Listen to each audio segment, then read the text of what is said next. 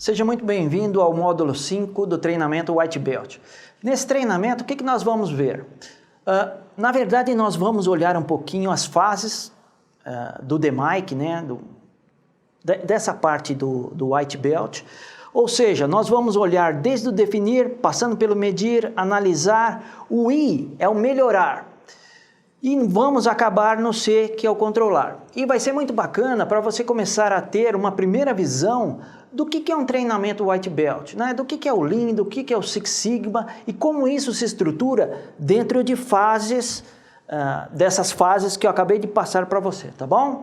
Então, ó, vamos lá, vamos conhecer mais a fundo do que a gente está falando. Ok, dá uma olhada nessa tela. Na verdade, a hora que você olha ali, que parece uma cebola, né? Não parece, parece as voltas de uma cebola, e é isso mesmo, tá? A ideia nossa de fazer essa analogia com a cebola é, na verdade, a metodologia DMAIC. Por quê? Porque você vai se aprofundando, né? Você pega o definir, eu vou falar em linhas gerais, você pega o definir, que é a voz do cliente, né?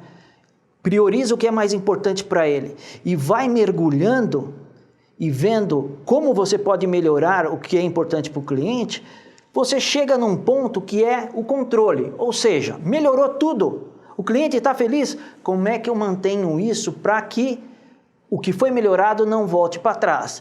Esse é o grande desafio em melhoria contínua. Se eu for falar para você os dois principais desafios que tem numa metodologia DMAIC é o D, que é a voz do cliente. Escutar a voz do cliente e priorizar o que é importante para ele é um desafio grande. E o C lá, que é o controlar, também é outro desafio, né? Fazer com que não volte para trás o que foi melhorado. Tudo bem? Então vamos lá, vamos começar a pegar essa cebola e olhar, né, mais por dentro o que está acontecendo. O D é o definir. O definir está muito ligado ao cliente. E o definir ele não é tão simples como você pensa. Por quê? Nesse tipo de treinamento melhoria contínua, geralmente eu brinco muito. Eu uso muito minha esposa como referência, principalmente na voz do cliente. Extrair alguma coisa da minha esposa é uma arte. Eu estou casado há 24 anos e tem que responder rapidinho isso aí, não pode gaguejar não, é 24 anos, pronto. E quando eu estou conversando com ela, é interessante, porque dependendo de como ela me responde, eu sei se o sim é sim, ou se o sim é não, ou se o não é sim e vice-versa. Mas isso porque eu já tenho uma intimidade com ela, 24 anos, já fui adestrado adequadamente. Quando você vai para o mundo corporativo, não é simples assim. Quando você vai falar com o cliente, não é fácil. Primeiro, não é fácil o cliente ter tempo para você. E quando ele tem tempo, você tem que estar muito bem preparado para entender tudo o que ele fala. E o entender é muito mais do que somente o verbal. O corpo fala também, né? Então é uma estratégia muito interessante que a gente vai aprofundar no definir, né? Depois desse módulo, a gente vai começar a aprofundar. O módulo 6 já é o definir, ou seja, nós vamos dar um mergulho bem legal para você entender o que está acontecendo. Então, definir não é tão simples assim, tá bom? Se no definir eu tenho, né, o principal objetivo, que é escutar e traduzir a voz do cliente, no medir eu já me preocupo com outra coisa. Eu me preocupo em medir adequadamente o que eu quero melhorar. E esse adequadamente, ele é importante. Por quê? Porque se você não medir direito, o que pode acontecer lá para frente? Não servir para nada. Você acha que está melhorando, mas não consegue ver, né, a melhora em si. E quando eu falo de medir, tem duas variáveis que impactam demais aí no que eu estou medindo. Primeiro, é o fator humano. Segundo, é o próprio instrumento de medição. Então, esses dois fatores são chaves em influenciar ou não, né, o que está sendo medido. Então, a principal tarefa do medir é criar um baseline, uma referência do que você quer melhorar. Outro aspecto interessante do medir é criar um período de coleta de dados. Por quê? Porque tem produtos, né, vamos para a parte de produção. Tem produtos que são sazonais. Por exemplo, venda de refrigerante de lata de aço. Você pega em dezembro, a produção é lá em cima, né? Depois do carnaval começa a cair o consumo. Então, cuidado, selecione o período ideal. Esse é o recado do medir também. Tudo bem? O analisar. Uma vez que eu medir o que eu quero melhorar, eu tenho um analisar que é o quê? Conhecer as causas raízes e priorizá-las. Marcelo, priorizar para quê? Para não se afogar. Não, é isso mesmo que você está escutando. Você não se afogar tentando resolver tudo e não resolve nada. E esse é um recado muito forte que eu estou dando para você, porque é cultural. Né? Nós, brasileiros, temos essa cultura. O que a gente quer fazer? Quer abraçar o mundo e resolver tudo de uma vez. O analisar não é assim, não. Acha as causas raízes, prioriza e está feito, tá bom? Quando eu avanço para o melhorar, ele tem um desafio interessante. Na realidade, ele tem 4 entregas muito bacanas. Primeiro, eu tenho que saber quais soluções são possíveis para matar o quê? As causas que eu priorizei. Depois disso, eu tenho que priorizar, porque eu posso ter várias soluções aí possíveis. Depois que eu priorizei, eu tenho que fazer algo chamado teste. Marcelo, eu nunca ouvi falar nisso. Você vai em alguns lugares assim, o pessoal não testa não, já bota em produção e se arrebenta, não é assim? Isso vale para qualquer segmento. Tudo que eu estou falando aqui, você que está aí do outro lado, vale para qualquer segmento. Né? A melhoria contínua, ela é algo, né? Quando eu falo melhoria contínua, Lean Six Sigma, né? O DMAIC, que são as fases, você pode usar em qualquer segmento. Então, se eu falar, por exemplo, esse analisar que a gente está falando, no melhorar que a gente está falando, posso usar no segmento de saúde? Claro que pode. Né? Eu posso desenvolver algo novo lá, por exemplo, um equipamento novo para implantar no hospital. Posso ou não posso? Pode. Você pode desenvolver nova modalidade de atendimento para os pacientes? Pode também, mas você tem que testar antes. Isso vale para as outras áreas que nós temos. Quando você sai do melhorar, né, na verdade, quando você sai dessa terceira entrega, que é testar, nós temos a última, que é planejamento. Planejamento para implantação. Marcelo, não entendi. Eu vou explicar. É assim, eu fui lá e fiz um teste. Quando eu faço um teste, eu tenho que olhar quais são os efeitos colaterais que aquele teste teve. Tem efeitos bons, mas tem efeitos perigosos ou riscos que foram identificados. Então, quando eu faço um planejamento gradativo.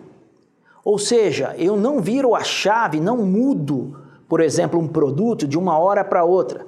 Eu vou fazendo testes graduais e liberando até que eu tenha certeza que está tudo bem, sem risco nenhum. Por isso esse planejamento é essencial.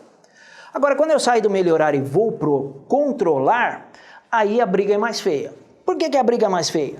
Porque o controle é algo, eu não vou falar difícil, mas ele demanda muita energia e muito conhecimento. Porque o controlar é o quê? É botar um caos para que para que a melhoria não volte para trás.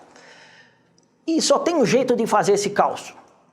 É através de pessoas. Ideia de pessoas e daí por diante. Por quê? Porque cada pessoa tem uma limitação e cada pessoa tem um talento. Por exemplo, o meu talento é dar aula, melhoria contínua, gerenciar, isso é o que eu gosto de fazer. Eu tenho habilidade para isso. Você pega o Bruno que está aqui comigo, a habilidade dele é com filmagem, edição e daí por diante. Então, cada um no seu cercadinho. Só que quando você vai fazer um controlar, você tem que envolver mais pessoas, porque um conhecimento agregado traz uma solução mais robusta. E o controlar, ele tem alguns passos interessantes. Né? Nós vamos ver mais para frente que um deles é um plano de controle. Plano de controle no controlar é o seguinte, se minha variável crítica de entrada, ou seja, o que eu estou querendo melhorar, estiver saindo do valor devido, o que eu faço? Para onde eu vou? Marcelo, não entendi nada. Por exemplo, você está lá no carro, dirigindo o carro. Aí, o que acontece? Você começa a acelerar, papiar, não sei, um com o outro, não sei o quê. Por exemplo, se eu estiver no carro com minha esposa, é uma desgraça. Porque ela pergunta as coisas para mim e eu respondo, tá, sim ou não. Homem, assim, é monossílabo, né? E a minha esposa fica pé da vida para não falar outra coisa, porque está na gravação, porque eu sou monossilábico. Isso quando eu não faço né? E ela quer... né? Ela quer mais, né? Ela quer interagir, né? Quer que eu fale 3, 4 frases e eu detesto. Quando eu estou nesse lesco-lesco com minha esposa, eu perco a noção da aceleração e começo. Aí meu carro o que faz na hora que passa de 120? Ele apita. Ele começa a apitar para eu voltar à velocidade correta. O que eu quero dizer para você? O controle é isso. Né? No caso do carro, se passar da velocidade que deve, ele vai apitar e se eu insistir muito, ele volta e ele vai deixar naquela velocidade. É uma forma de controle. Para quê? Para não afetar o que eu estou querendo controlar. No meu caso, são multas, tá? Tem que reduzir a quantidade de multas. Nós fechamos o controlar. Agora eu vou fazer uma brincadeira com você para você entender o que é o DMAIC. Ó, eu até estava falando com os meninos aqui, faz muito tempo que eu faço regime, esses negócios, né? Tem época que eu entrego para Deus, engordo muito, depois emagreço e daí por diante. Mas eu sou um cara persistente.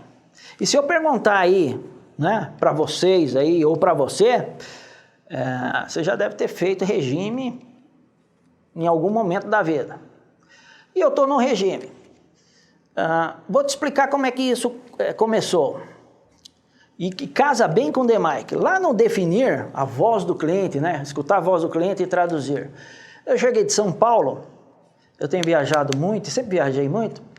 Aí cheguei em casa, minha esposa falou assim, amor, tem que comprar roupa nova. Eu falei, opa, por que comprar roupa nova? Estou cheio de roupa. Ela, não, amor, é que está apertadinho. Olha, ela foi suave ainda, né? Ela devia ter falado, você está gordo, né? Ela falou assim, bem, você está gordinho, tem que trocar, não sei o quê. Eu falei, bem, então, vou fazer um regime. Ela falou, já devia ter começado, ela já deu na garganta, né? Eu falei, tá bom. Aí fui lá, na farmácia, tem uma farmácia perto de casa, aí já é o medir. Então, qual é o definir? O Marcelo tem que escutar a voz do cliente, tem que perder 2 arrobas. Ó, perder peso. 2 arrobas foi ela que falou. No medir, o que eu tenho que fazer? Medir meu peso, não é isso? Só que não é em qualquer lugar. Eu tenho que ir numa balança aferida direitinho para pegar esse valor. Aí fui lá, passei vergonha lá, 105 quilos, marquei. No analisar, vamos lá, ó. Criei meu baseline no medir, fui para analisar quais são as causas raízes que me levam a engordar. Não faço nada sem carro, detesto exercício, gosto de doce, gosto de massa, principalmente à noite. Pronto, entregou para Deus, certo? Então, causas raízes eu conheço. Vamos priorizar? Doce, ginástica e fritura. Pronto. Ginástica não faço. No melhorar, soluções para isso. Eu e você sabemos, né? De cor e salteado.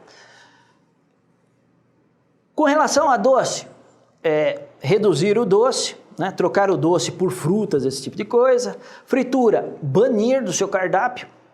E a parte de exercício, essa aí eu terceirizei e meu filho está fazendo. Eu não faço nem a pau. Mas enfim, nós sabemos quais são as opções para melhorar. Então lá eu decidi cortar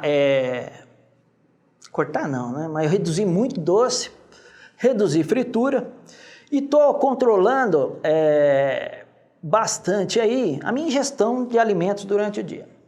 E o controlar, como é que faz? O controlar, o único jeito que eu consegui fazer esse negócio foi usando um controle. Até brinquei aqui com o Bruno, que essa é a 4ª ou 5ª semana que eu estou fazendo essa dieta. Eu comecei, é um App Store, é isso que chama, né, Bruno? Peguei lá no App Store, tá bonitinho assim, ó.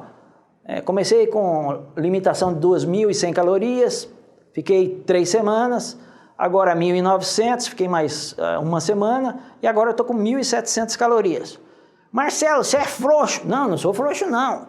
Porque se eu mudar de 2.100 para 1.500, que é meu objetivo, o meu corpo sofre muito. E eu não quero isso. Esse é o controle que eu estou fazendo. E outro controle, minha esposa não compra mais doce, não faz mais bolo. Quer comer doce? Eles saem escondidos lá, ela e meu filho. E o controlar meu é esse software que eu coloco tudo lá que eu como e vejo se está ou não dentro do que eu espero. Então, basicamente, é isso que a gente está falando quando fala do DMAIC, né? E o White Belt tem tudo a ver com isso. O White Belt usa essa metodologia tanto quanto os outros treinamentos também o usam, tá bom? Então, ó, te vejo no módulo 6 e vamos lá, tá bom?